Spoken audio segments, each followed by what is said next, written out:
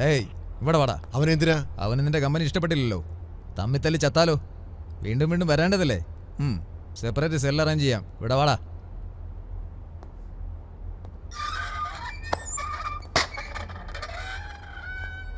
നിന്നോട് മുമ്പേ ഞാൻ പറഞ്ഞതാ, ഇനി എന്തെങ്കിലും പ്രശ്നം ഉണ്ടാക്കിയെന്നറിഞ്ഞാ പിടിച്ച് ഞാൻ അകത്തോട്ട് വന്ന്. സർ, ഞാൻ മനഃപൂർവ്വം ഇങ്ങനൊരു പ്രശ്നം ഉണ്ടാക്കിയതല്ല. ഫ്രണ്ട്സിനൊപ്പം ഞാൻ ഹോട്ടലിൽ ഇരിക്കുമ്പോൾ പുറത്ത് പ്രശ്നങ്ങൾ തുടങ്ങി. ആരൊക്കെയോ ചേർന്ന് അച്ഛനെ തല്ലുന്നത് കണ്ടപ്പോൾ നോക്കി നിൽക്കാൻ പറ്റില്ല. സ്വന്തം അച്ഛനെ തല്ലിച്ചതയ്ക്കുന്നത് കണ്ടാൽ ആർക്കെങ്കിലും സഹിക്കോ സാർ? എന്തോ എനിക്കറിയില്ല. എൻ്റെ അച്ഛൻ ചെറുപ്പത്തിലേ മരിച്ചുപോയി. അതിന് നിന്റെ അച്ഛൻ വലിയ സൽസ്വഭാവിയൊന്നുമല്ലല്ലോ ചെന്ന് രക്ഷിക്കാൻ. എന്തായാലും എൻ്റെ അച്ഛനല്ലേ സാർ? അതിലും എനിക്ക് ഡൗട്ടുണ്ട്. നീ ശരിക്കും ബാലുവിന്റെ മോനാണോ എന്ന്? അവനൊരു ഗുണ്ട, നീ ഒരു ഗോൾഡ് മെഡലിസ്റ്റ്. അയാൾക്ക് മലയാളം വായിക്കാൻ പോലും അറിയില്ല. ഈ നായിന്റെ മോന് നിന്നെപ്പോലൊരു മോനുണ്ടെന്നറിഞ്ഞ് ഷോക്കായാണ്. ഇനിയിപ്പോ നിന്റെ അച്ഛൻ റൗഡിയാണെന്നറിഞ്ഞ് നിന്റെ അമ്മ പിന്മാറി വേറെ ഏതെങ്കിലും ഒരുത്തനെ മോഹിച്ച്, അതായത് അതെ പഠിപ്പുള്ള ഏവന്റെ കൂടെ കൂടി സൗകര്യം പോലെ നിന്നെ പ്രസവിച്ച് കാണും.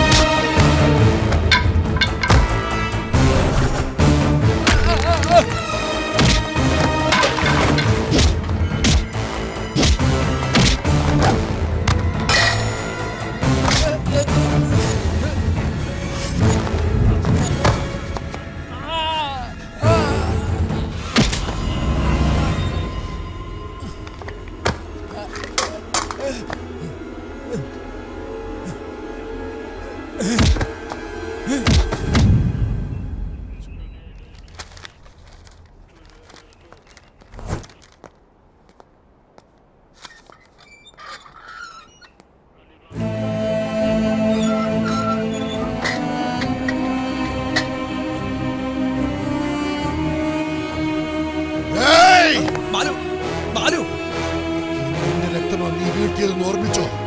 ആ രക്തത്തിന്റെ ഉഷിര് നിനക്ക് അറിയില്ലടാ.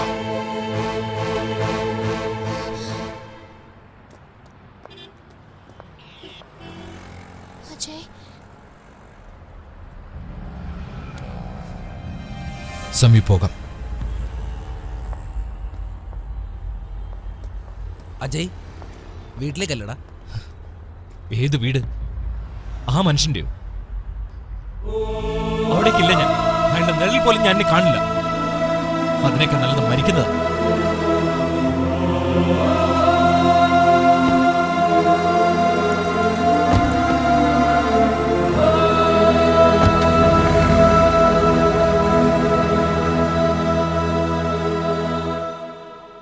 എന്തോ സംഭവിച്ചു പോയി, മറന്നു കളയടാ.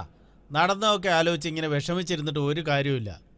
എനിക്ക് ഡൽഹിയിൽ സിവിൽ സർവീസിൽ ഒരുപാട് ആളുകളുണ്ട്. നിങ്ങൾക്കോ?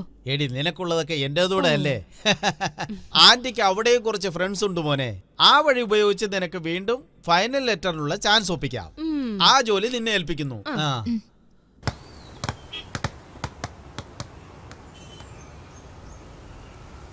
വാപ്പാ, ദേ ആരോ വരുന്നു.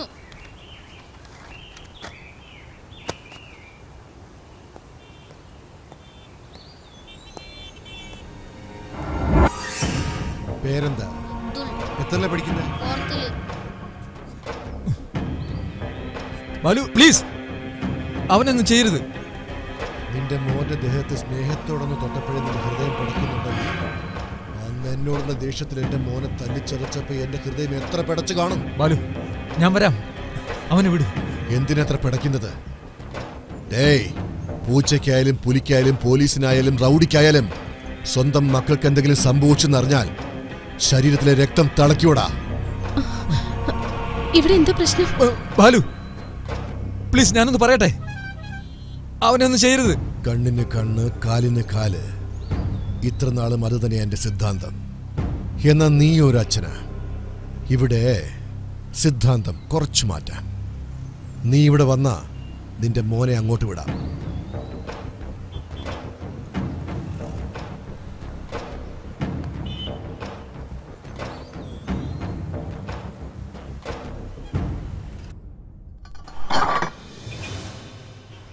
നിന്റെ കൈ ഇതിലേക്കിട്. നിന്നോടാ പറഞ്ഞത് കൈ ഇതിലേക്കിടാൻ. മോനെ, അമ്മയുടെ അടുത്തേക്ക് ചെല്ലേ.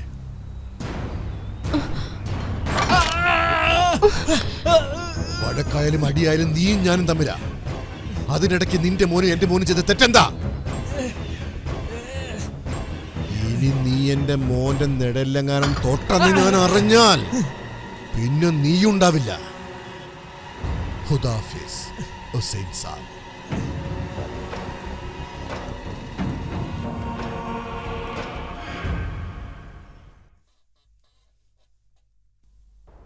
അജയ്, അവിടെ നിന്റെ അച്ഛൻ എന്ത് വേദനിക്കുന്നുണ്ടാവും?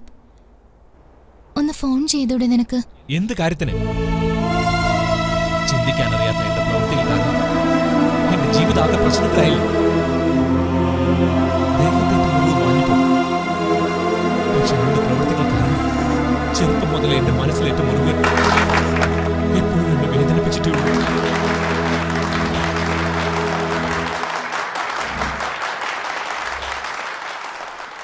നീ എന്തിനാ സങ്കടപ്പെടുന്നേ?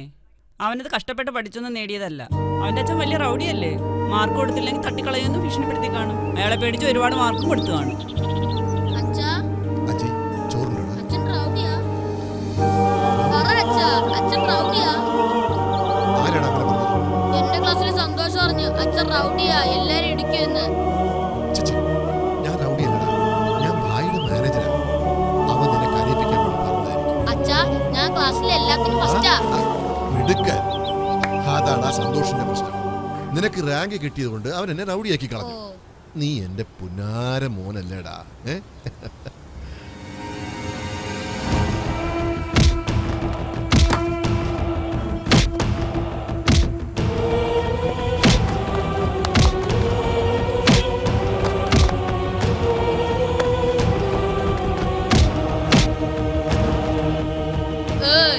നാളെ നീ ഇങ്ങനെയാടാ.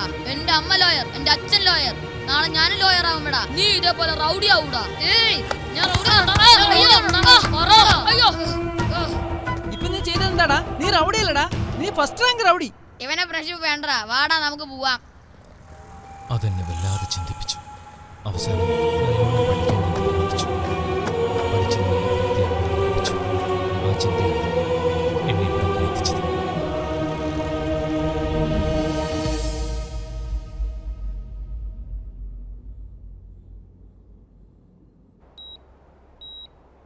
തന്റെ മോന് ഒരു ചാൻസ് കിട്ടിയാ കയറി മാറി അടിക്കുന്ന മതിയായി. എന്തെങ്കിലും ചെയ്തേ പറ്റൂ. ചെയ്യാൻ പറ്റില്ല. അവൻ വായോടൊപ്പമുള്ള കാലം അവനൊന്നും ചെയ്യാൻ പറ്റില്ല.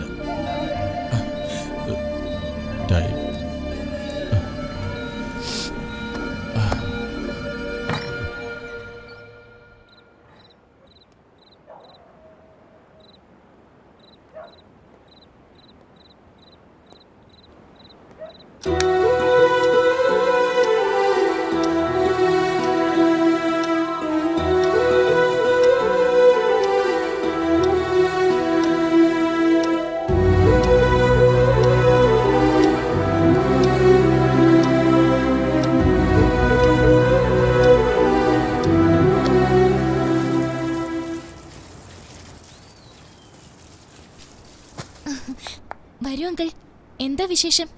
മോളെ ആദ്യം കണ്ടത് പോലീസ് സ്റ്റേഷനിലാണെന്ന് ഓർത്തപ്പോൾ സങ്കടം തോന്നി. എന്തോ ഇവിടെ വരെ വരണമെന്നൊന്ന് കരുതി. അപ്രതീക്ഷിതമായി അവനെ ഉപേക്ഷിച്ച് പോയപ്പോൾ ഒരുപാട് വേദനിച്ചു എനിക്ക്. പക്ഷെ നീ ഇപ്പോൾ അവനോടുള്ളതാണ് എന്നെ ഇന്ന് സന്തോഷപ്പെടുത്തുന്നത്. ഞാനൊരു അച്ഛനല്ലേ മോളെ, പ്രാണനാവും പറിച്ചെടുത്തോണ്ട് പോയത്. അജയനെ ഒരിക്കലെങ്കിലും കണ്ടില്ലെങ്കിൽ എനിക്ക് ഉറക്കം വരില്ല. വിഷമിക്കണ്ട അങ്കിൾ, ഇന്റർവ്യൂ മിസ്സായതുകൊണ്ട് അവൻ ആകെ അപ്സെറ്റ് ആയതാ. കുറച്ച് ദിവസം കഴിയുമ്പോ എല്ലാം ശരിയായിക്കോളും. എനിക്ക് ആ വിശ്വാസം ഇല്ല മോളെ. ഇല്ല അങ്കിൾ, പുറമെ എന്തൊക്കെ പറഞ്ഞാലും അജയ്ക്ക് അങ്കിൾ പ്രാണനാ. അങ്കിൾ വാ, അജയോട് അല്പം സംസാരിക്ക. അപ്പോ എല്ലാം ഓക്കെ ആയിക്കോളും. വേണ്ട മോളെ, ഇന്ന് രാവിലെ ഇന്റർവ്യൂ പൂർത്തിയാക്കേണ്ടവനാ. ലോക്കപ്പിലിട്ട് കളഞ്ഞില്ലേ. ഇതുവരെ ഞാൻ അവന്റെ മനസ്സിനെ ഒരുപാട് വേദനിപ്പിച്ചു. ഇപ്പോഴും അത് തന്നെയാ ചെയ്യുന്നത്. അന്നവൻ സ്റ്റേഷനിലായത് ഞാൻ കാരണം തന്നെയാ. ഇപ്പൊ ഞാൻ അവനെ എങ്ങനെ ഫേസ് ചെയ്യും? കാണാതെ പോയാൽ എങ്ങനെയാ?